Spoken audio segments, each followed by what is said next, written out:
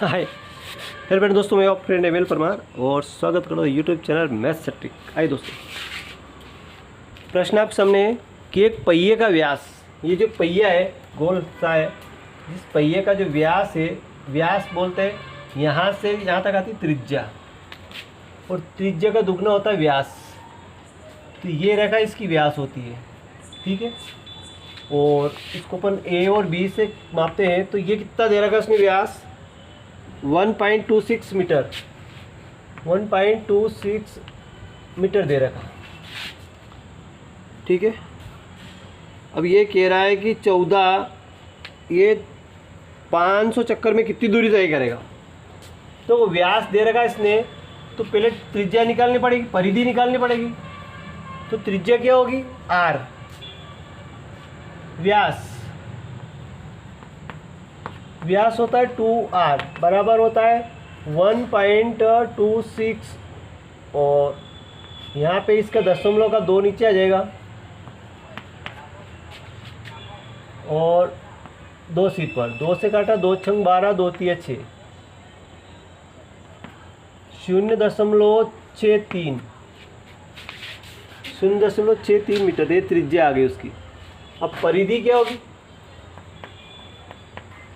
परिधि होती, परिधि मतलब यहाँ से, जैसे यहाँ से लगा के पूरी ये दूरी उसकी परिधि होती है, एक चक्कर, यानी एक चक्कर में चलेगी दूरी बराबर परिधि, ये ध्यान रखना। तो ये परिधि होती है उसकी 2πr, ये परिधि होती है।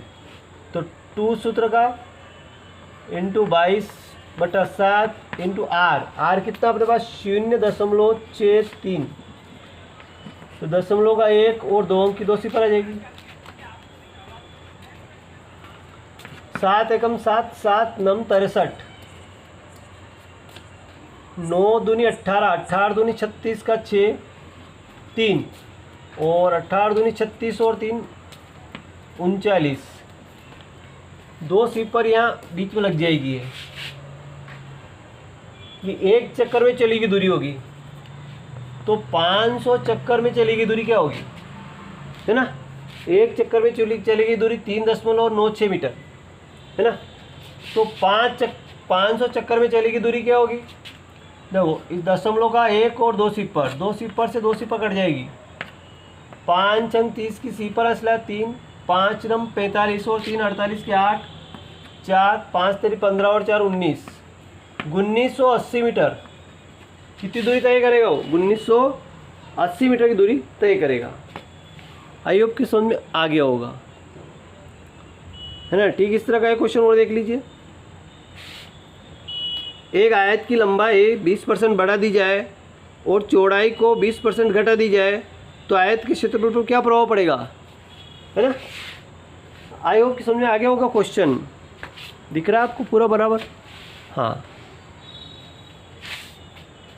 देखिए, एक बार बता देता हूँ, ये जो वृत्त है ये पहिया है, इसको बोलते हैं वृत्त। व्यास यहाँ से यहाँ तक त्रिज्या होती है, ये इसकी त्रिज्या होती है, और त्रिज्या को दुगना करेंगे तो व्यास होगा, और व्यास का सूत्र होता है 2r। कितना होता है 2r बराबर 1.26, है ना। तो r निकाला है तो 2 यहाँ से गुणा से भाग में आ जाएगा, 2 छंग 12, 2 तिया 6, 100 का भाग लगाएंगे तो फिर 0.63 आ जाएगा। ये r का मान आ गया अपने पास, है ना। तो r का मान आ गया, तो परिधि क्या होगी, यहाँ से दूरी एक चक्कर में चलेगी दूरी, उसकी परिधि बोलते हैं। एक चक्कर में चलेगी दूरी वो उसकी परिधि होती है, और ये होती है 2πr, और 2π का मतलब होता है 2π का मान 22/7 इंटू r का मान ये होता है दशमलव का 1 2 सिफर, 7 नम 63, 9 आ गया। इसका 9 दूनी 18, 18 और 18 का गुणा कर लिया, 18 दूनी 36, 6 3, 18 दूनी 36 और 3 39, 2 सिफर 2 सिफर कट गई, 5 अंक 30 की सिफर, और 3 5 9 45 3 48, 5 3 15 और 4 19, तो 1980 मीटर दूरी तय करेगा। आगे क्वेश्चन की ओर बढ़ते हैं। आई होप की समझ में आ गया होगा।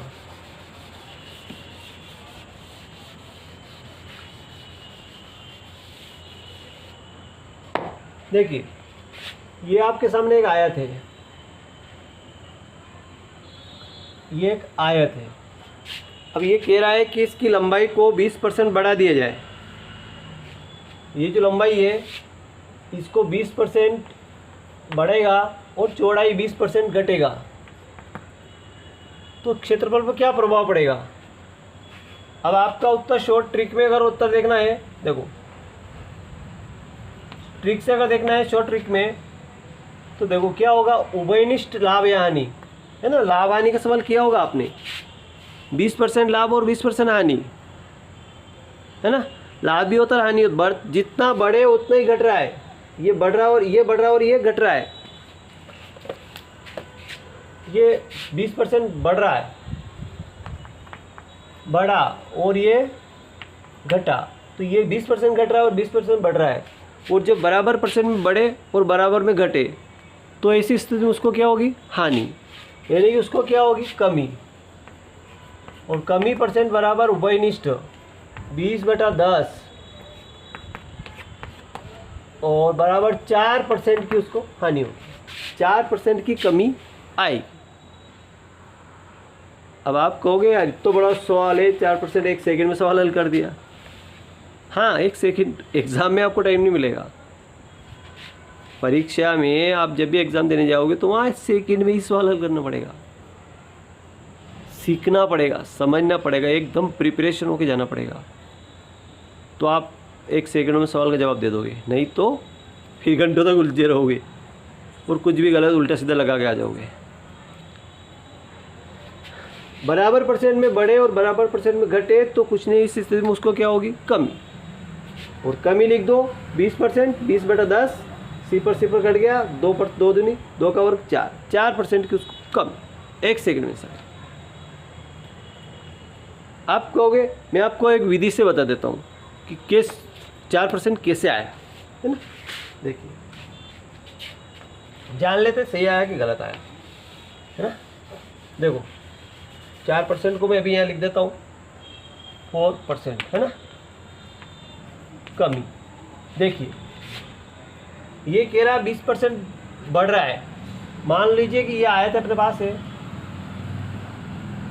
ये आयत है, अब ये 20% बढ़ रहा है ना। पहले कितनी थी, देखो इसकी लंबाई कितनी थी, मान लो कि लंबाई उसकी 20 है और चौड़ाई कितनी है 10, ठीक है। अपन में एक एग्जाम्पल तौर के मान लेते हैं, तो 20 और 10 आयत का क्षेत्रफल क्या होगा इसका, लंबाई इंटू चौड़ाई, 20 दाम 200 वर्ग मीटर, ठीक है। ये तो इतना आ रहा है, लेकिन अब ये कह रहा है कि इसका 20% बढ़ाए और 20% कम करे। तो 20% बढ़ाए तो देखो 20 × 20, है ना, बटा 100, तो 0 और 0 2 2 दूनी 4, यानी कि 4% बढ़ा। तो 20 और 4 कितना हो गया, ये हो गया 24, 4 बढ़ी तो ये कितना हो गया 24। ये 20% कम करेंगे तो देखो 10 × 20 बटा 100, 0 0 0 0, यानी कि 2, तो 2 कम करेंगे तो 10 में 2 कम को ये कितनी हो जाएगी, 8 हो जाएगी। ये कितनी हो जाएगी, 8 हो जाएगी।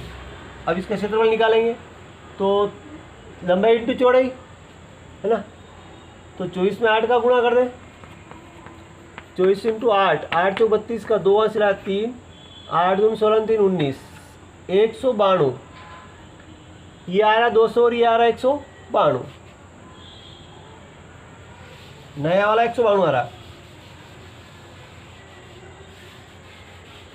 पहले वाला आ रहा 200 और बाद वाला है 192।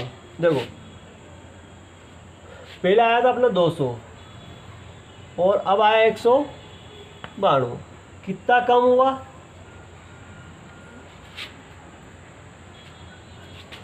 कितना कम हुआ, 8% कम हुआ, 8 भाग कम हुआ। किस पे हुआ, 200 पे हुआ, इंटू 100/1, 2 सिफर से 2 सिफर कट गए, 2 2 दूनी 2 चौक 8, यानी कि 4% को कमी हो गई। तो जो 4% यहाँ आया था वही 4% यहाँ आया, लेकिन इतनी मेहनत के बाद आया, इतनी मेहनत करने के बाद। तो ये तो लॉन्ग मेथड है, आप शॉर्टकट मेथड से चलिए, 1 सेकंड में आपका आंसर आएगा। इसी की एक ट्रिक और बता देता हूँ, वो भी देखिए। सूत्र बहुत सारे लोग अलग अलग सूत्र उपयोग करते हैं। देखिए एक और सूत्र है कि x plus Y plus X Y upon 100। x मतलब बढ़ना, y मतलब घटना, और x बढ़ना इंटू y मतलब घटना बटा 100। ये बढ़ा और ये घटा, कटस हो गया 20 400 माइनस 400 बटा 100। 2 सिफर 2 सिफर कट के बराबर -4 यानी कि 4% की कमी। यार तो 3 तरीके मैंने आपको बता दिए, 3 तरीके आपको बता दिए। अब आपको जो अच्छा लगे वो कर लेना, ठीक है।